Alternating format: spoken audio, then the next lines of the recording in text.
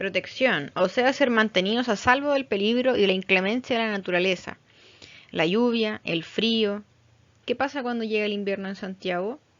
¿Quiénes asisten a los albergues públicos?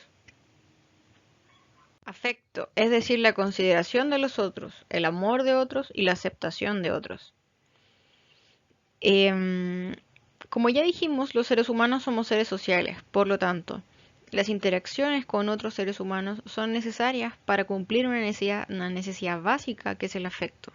Las personas que restringen este tipo de relaciones es probable que tampoco encuentren la satisfacción en su vida, ¿ya? Ojo con este punto porque si bien se estudia de cierta forma algunas partes de la psicología en las carreras de salud, nosotros no salimos con un conocimiento suficiente en inteligencia emocional, por ejemplo, ¿ya?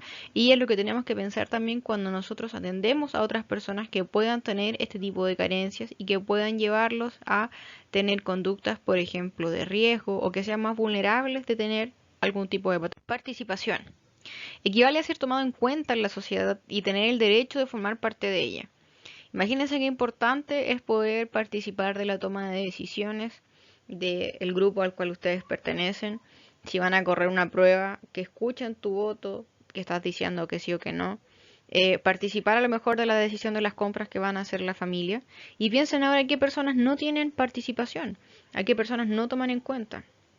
Les voy a dejar el video de un video que había de marketing social, donde había un adulto mayor sentado en una silla, la familia sale, apaga la tele y nadie se da cuenta que el adulto mayor está ahí. Y si se dan cuenta, lo omiten, ¿cierto? Lo anulan.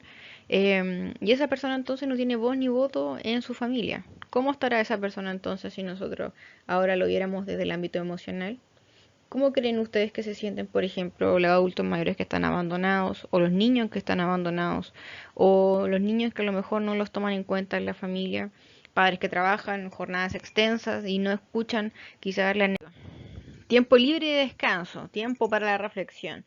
Qué importante es tener un tiempo de autocuidado y cada vez está más perdido, ¿cierto? Este tiempo y más mal utilizado. El tiempo de ocio que no se entienda como estar horizontal en la cama todo el día. No, que se entienda como, les digo, actividades de autocuidado. Si ustedes meditan, si hacen yoga, si tocan guitarra, si les gusta leer un libro, si reflexionan respecto a sus acciones o las de otros que han tenido hacia ustedes, eso sería una actividad, un tiempo bien utilizado, ¿ya? Ahora, si solamente están viendo toda la serie de Netflix todo el día y eso no les aporta nada, claramente no estaría siendo beneficioso. Entendimiento, educación, acceso al saber, acceso al conocimiento. Que yo sepa, que yo pueda culturizarme, que yo pueda adquirir nuevos conocimientos para yo poder desenvolverme de otra forma en la sociedad, poder tener otras ideas de cómo solucionar distintos problemas, enfrentar distintas situaciones, ¿ya? Eso me lo va a dar la educación. Una persona más educada es probable que tenga más acceso también a otras oportunidades laborales versus alguien que no tiene educación. Imagínense antes que había una alta tasa de analfabetismo. En algunos países más pobres todavía existe, lamentablemente. Si soy analfabeto, no puedo ni siquiera tomar los medicamentos que me dan en el CESFAM. No tengo idea de la alerta, no puedo comunicarme como debería o como lo hacen las demás personas, ¿ya? Eso me genera un riesgo altísimo de muerte, de aislamiento social, etcétera, ¿ya? Entonces, por eso también se habla que la educación es un derecho y que los niños deben estar en el colegio, que su niño no va al colegio es ilegal y yo sí tengo posibilidad de inventar, de componer, de interpretar, de imaginar, que nunca se acaben los sueños, ¿cierto? Eso a veces se dice por ahí. Y que cierto es que ustedes no dejan de visualizar metas. Si yo no puedo imaginar, si yo no puedo inventar, si ya no creo nada más, entonces la gente empieza a perder el sentido del vivir. Ya, yo tengo que tener un objetivo en la vida, cualquiera sea el que ustedes están pensando en este momento, pero tienen un objetivo.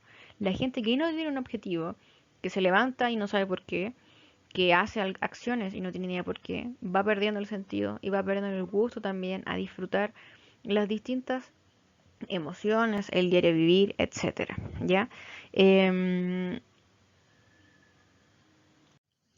Identidad, un nombre propio, una historia propia y su reconocimiento formal por parte de los demás. Qué importante fue el cambio en la legislación donde se permitió que las personas transgénero pudieran tener el cambio de nombre, ¿ya? Tener entonces identidad, reconocerse como una persona de otro sexo y que fuera así reconocido también en la sociedad.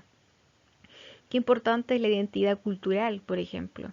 Si yo soy mapuche, si yo soy aymara, que se me respete eso y no me obliguen a sacar quizás mis elementos religiosos porque ustedes son de otra cultura o son de otra religión. La comida, por ejemplo. Eh, Veganos, vegetarianos, kosher, etcétera, cualquiera sea su creencia, ¿cierto? Qué importante es que eso se respete y que esas personas también respeten a los demás. Tener mi propia historia. Yo no soy la copia de mis padres, yo no soy la copia de mis hermanas, por ejemplo, ¿ya? Yo soy una persona X que tengo una historia propia. Gran parte de esa historia es y ha sido por decisión mía, ¿cierto? De mis acciones. Pero también entiendo que esa historia se ha creado como un resultado de la interacción de distintos factores ambientales y otros, ¿cierto? Que han determinado que yo sea de cierta forma. Y que se me reconozca entonces de esa forma formalmente por parte de mis pares, por parte de los demás. Libertad. Ser dueño de los propios actos, decidir por el propio cuerpo y la propia vida, sin estar sujeto a la voluntad de otros. Y en este tema podríamos debatir mucho, ¿cierto? Podríamos hablar del aborto, podríamos hablar de métodos anticonceptivos, podríamos llegar a temas morales y a discusiones éticas bastante extensas, ¿ya?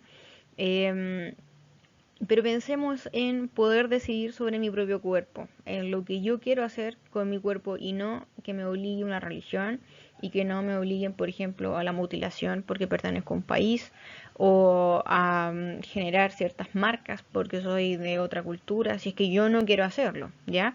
Decidir y que no hacer algo en contra de mi voluntad.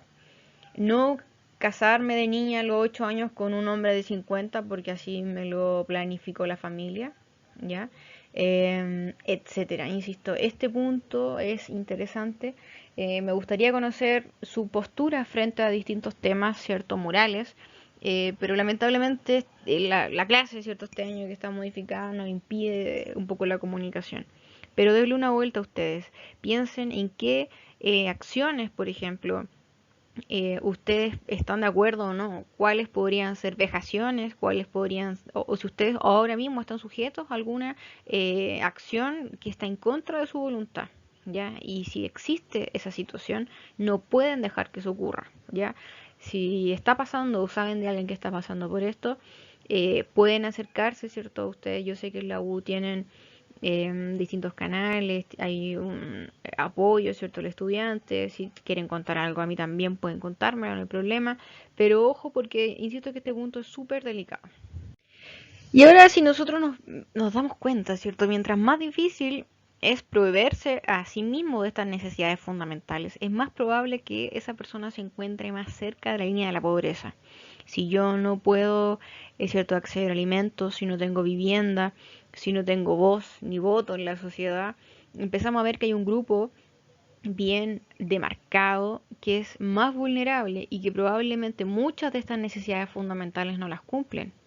Vagabundos, personas en situación de calle, por distintos motivos que estén, ¿cierto?, viviendo ahora en la calle. Más ahora, ¿cierto?, que tenemos esta crisis sanitaria, por ejemplo, el coronavirus, el riesgo que tiene esta gente de contraer alguna enfermedad y de tal vez fallecer sin saber siquiera que tenía la enfermedad, es francamente realmente un atentado, ¿cierto?, a los derechos humanos de las personas.